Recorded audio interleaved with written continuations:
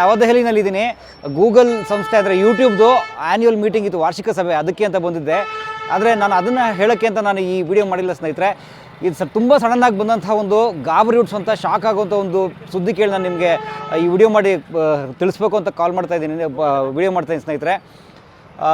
ನಮ್ಮ ಕನ್ನಡ ಚಿತ್ರರಂಗದ ಹಿರಿಯ ನಿರ್ದೇಶಕರು ಜೋ ಸೈಮನ್ ಅವರು ತೀರ್ಕೊಂಡಿದ್ದಾರೆ ಸ್ನೇಹಿತರೆ. ಜೋ ಸೈಮನ್ ಸರು ನಿಮಗೆ ಗೊತ್ತಿದೆ. ಜೋ ಸೈಮನ್ ಅವರು ಈಗ ಬರೀ 1 ತಿಂಗಳ ಹಿಂದೆ ಅಷ್ಟೇ ನಮ್ಮ ಮನೆಗೆ ಬಂದಿದ್ದರು, ಕಲಾ ಮಾಧ್ಯಮದ ಮನೆಗೆ. ಅವ್ರ ಸಂದರ್ಶನ ಕೊಡೋಕ್ಕೆ ಅಂತ ಹೇಳಿ. ಸುಮಾರು 80 ವರ್ಷ ವಯಸ್ಸಾಗಿತ್ತು ಅವ್ರಿಗೆ. ಅವರು 100ಕ್ಕೂ ಹೆಚ್ಚು ಸಿನಿಮಾಗಳಲ್ಲಿ ಕೆಲಸ ಮಾಡಿದ್ದಾರೆ. ಅಂದರೆ 35ಕ್ಕೂ ಹೆಚ್ಚು ಸಿನಿಮಾ ಡೈರೆಕ್ಷನ್ನೇ ಮಾಡಿದ್ದಾರೆ ಅವರು. ಅದನ್ನು ಬೇರೆ ಬೇರೆ ಅನೇಕ ಸಿನಿಮಾಗಳಲ್ಲಿ ಆ್ಯಕ್ಟ್ ಮಾಡಿದ್ದಾರೆ, ಧಾರಾವಾಹಿಗಳು ಮಾಡ್ತಾಯಿದ್ರು. ಕನ್ನಡ ಫಿಲ್ಮ್ ಚೇಂಬರು, ನಿರ್ದೇಶಕರ ಸಂಘ ಇಲ್ಲೆಲ್ಲ ತುಂಬ ಆ್ಯಕ್ಟಿವ್ ಆಗಿದ್ದರು ಸ್ನೇಹಿತರೆ ನಮ್ಮ ಜೋ ಸೈಮನ್ ಅವರು. ಅಂತ ಜೋ ಸೈಮನ್ ಸರ್ ತೀರ್ಕೊಂಡಿದ್ದಾರೆ ಅಂತ ಹೇಳಿ ನನಗೆ ಈಗ ಸಡನ್ನಾಗಿ ಸುದ್ದಿ ಬಂತು. ನನಗೆ ಅದಕ್ಕೆ ಗಾಬರಿಯಾಗಿ ನಾನು ತಕ್ಷಣ ಇಲ್ಲಿ ವಿಡಿಯೋ ಮಾಡಿ ಹಾಕ್ತಾಯಿದ್ದೀನಿ.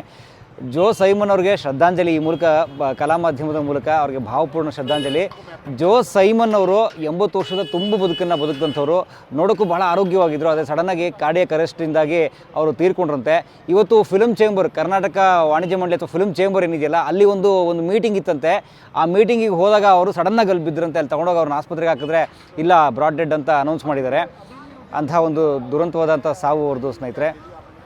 ಸರ್, ಜೋ ಸೈಮನ್ ಸರ್, ನಿಮ್ಮ ಜೊತೆಗೆ ಕಳೆದಂತಹ ದಿನಗಳು, ನೀವು ಇಡೀ ನಮ್ಮ ಮನೆಗೆ ಬಂದು ಒಂದು 3/4 ದಿವಸ ನಮ್ಮ ಮನೇಲಿದ್ದು ಈ ಸಂದರ್ಶನ ಕೊಟ್ಟು ನೀವು ನಡೆದು ಬಂದ ಹಾದಿ, ನಿಮ್ಮ ಸಿನಿಮಾಗಳ ಕಥೆ, ನಿಮ್ಮ ಕುಟುಂಬದ ಕಥೆ ಎಲ್ಲ ಹೇಳಿ. ನಮ್ಮ ಮನೇಲಿ ನಮ್ಮ ಪತ್ನಿ ಅವತ್ತೊಂದು ಸೊಪ್ಪಿನ ಸಾರು ಮಾಡಿದರು, ಒಂದು ಮೊಸಪ್ಪು ಥರದೇನೋ ಸೊಪ್ಪಿನ ಸಾರು, ಬಜ್ಜಿ ಕರೆದಿದ್ರು. ಅದನ್ನು ತಿಂದು ಇದು ರಿಯಲ್ ಊಟ, ಹೋಟ್ಲಿಗಿಟ್ಲು ತಿನ್ನಬಾರ್ದು, ನಾನು ಮೊದಲಿಂದ ಹೋಟ್ಲಲ್ಲಿ ತಿನ್ನಲ್ಲ ನಾನು, ಅದಕ್ಕೆ ನಾನು ಈ ಆರೋಗ್ಯ ಮೇಂಟೈನ್ ಮಾಡೋದು ಅಂತೆಲ್ಲ ನೀವು ತುಂಬ ಚೆನ್ನಾಗಿ ಮಾತಾಡಿ ಹೋಗಿದ್ರಿ. ಅಂಥವ್ರು ತೀರ್ಕೊಂಡಿದ್ದು ಬಹಳ ನೋವಿನ ಸಂಗತಿ. ಈ ಮೂಲಕ ನಾನು ಕಲಾ ಮಾಧ್ಯಮದ ಮೂಲಕ ಅವ್ರಿಗೆ ಶ್ರದ್ಧಾಂಜಲಿ ಹೇಳೋಕ್ಕೆ ಬಯಸ್ತೀನಿ. ವಿಷ್ಣುವರ್ಧನ್ ಸರ್, ಶಂಕರ್ ನಾಗ್, ಅಂಬರೀಷ್ ಸರು, ಇವ್ರ ಜೊತೆಗೆಲ್ಲ ತುಂಬ ಅದ್ಭುತವಾದ ಸಿನಿಮಾಗಳನ್ನ ಮಾಡಿದ್ರು. ಸಾಹಸ ಸಿಂಹ, ಊರಿಗೆ ಉಪಕಾರಿ, ರವಿವರ್ಮ ಎಲ್ಲ ವಿಷ್ಣು ಸರ್ ಜೊತೆಗೆ, ಶಂಕರ್ ನಾಗ್ ಜೊತೆಗೆ ರಕ್ತ ತಿಲಕ, ಆಮೇಲೆ ಅಂಬರೀಷ್ ಸರ್ ಜೊತೆಗೆ ಹಾಂಗ್ಕಾಂಗ್ನಲ್ಲಿ ಏಜೆಂಟ್ ಅಮರ್, ಈ ಸಿನಿಮಾ ಎಲ್ಲ ಮಾಡಿದವರು ನಮ್ಮ ಜೋ ಸೈಮನ್ ಅವರು. ತುಂಬ ಆ್ಯಕ್ಟಿವ್ ಆಗಿದ್ದರು. ಮತ್ತು ಅವರು ಒಂದು ಹೇಳ್ತಾಯಿದ್ರು, ಸರ್ ಏನು ಸರ್ 80 ವರ್ಷ ಆದ್ರೂ ಇಷ್ಟು 80 ವರ್ಷ ಥರ ಕಾಣೋದಿಲ್ಲ, ಹೇಗೆ ಆರೋಗ್ಯ ಅಂತ ಕೇಳಿದಾಗ, ಇಲ್ಲ ರೀ, ನಾನು ಯಾವುದಕ್ಕೂ ತಲೆ ಕೆಡಿಸ್ಕೊಳ್ಳಲ್ಲ. ಈಗ ನೋಡಿ, ನನಗೆ ಎಷ್ಟು ಅವಾರ್ಡ್ಗಳು ಬರಬೇಕಾಗಿತ್ತು, ತಪ್ಪಿಸಿದ್ರು, ಅದು ನಾನು ತಲೆ ಕೆಡಿಸ್ಕೊಳ್ಳಲ್ಲ, ಬಂದರೆ ಬರುತ್ತೆ, ಹೋದರೆ ಹೋಗುತ್ತೆ ಅಂತ ಹೇಳಿ. ಆಮೇಲೆ ಅವ್ರು ಇತ್ತೀಚೆಗೆ ಹೇಳ್ತಾಯಿದ್ರು, ನನಗಿನ್ನೂ ಪುಟ್ಟಣ ಕಣಗಾಲ್ ಪ್ರಶಸ್ತಿನೇ ಬಂದಿಲ್ಲ ರೀ, ಈ ವರ್ಷ ಆದರೂ ಬರ್ಬೋದು ನಾನು ಹಾಗೆ ಅಂತ ಹೇಳ್ತಾಯಿದ್ರು. ಆದರೆ ನೋಡಿ ಹೀಗಾಯಿತು. ಈಗೇನಾದ್ರು ಬಂದರೆ ಅದು ಮರಣೋತ್ತರ ಆಗಿಬಿಡುತ್ತೆ. ಅವ್ರಿಗಿಂತಲೂ ಕಿರಿಯರಿಗೆಲ್ಲ ಪುಟ್ಟಣ ಕಣಗಾಲ್ ಪ್ರಶಸ್ತಿ ಬಂದಿತ್ತು. ಜೋ ಸೈಮನ್ ಅವರಿಗೆ ಬರದೇ ಇದ್ದಿದ್ದು ಕನ್ನಡ ಚಿತ್ರರಂಗದ ಒಂದು ವ್ಯಂಗ್ಯ ಅಂತ ಕರಿಬೋದು. ಸೊ ಅಂತ ನಮ್ಮ ಜೋ ಸೈಮನ್ ಸರ್ ತೀರ್ಕೊಂಡಿದ್ದಾರೆ. ನನಗೆ ತುಂಬ ನೋವಾಗ್ತಾಯಿದೆ. ಮನೆ ಹುಡುಗರ ಥರ ನಮ್ಮನ್ನು ತುಂಬ ಗೌರವಿಸಿದ್ರು, ಪ್ರೀತಿಸಿದ್ರು ಅವ್ರು ತೀರ್ಕೊಂಡಿದ್ದು ನನಗೂ ನೋವಿನ ಸಂಗತಿ.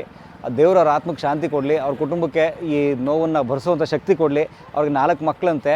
ಸೊ ಅವರೆಲ್ರಿಗೂ ಆ ಶಕ್ತಿ ಕೊಡಲಿ. ಅವ್ರ ಪತ್ನಿ ಅವರು ಕೂಡ ಅವ್ರನ್ನ ಮಿಸ್ ಮಾಡ್ಕೋತಿರ್ತಾರೆ. ಅಮ್ಮ, ನಿಮಗೆ ಆ ದೇವರು ಆ ಶಕ್ತಿ ಕೊಡಲಿ ಅಂತ ನಾನು ಕೇಳ್ಕೊತೀನಿ. ಜೋ ಸೈಮನ್ ಅವರ ಅಪಾರ ಸಂಖ್ಯೆಯ ಅಭಿಮಾನಿಗಳಿಗೂ ಕೂಡ ಅವರ ಸಾವಿನ ದುಃಖವನ್ನು ಭರಿಸುವ ಶಕ್ತಿ ಆ ದೇವರು ಕೊಡಲಿ. ನಮಸ್ಕಾರ.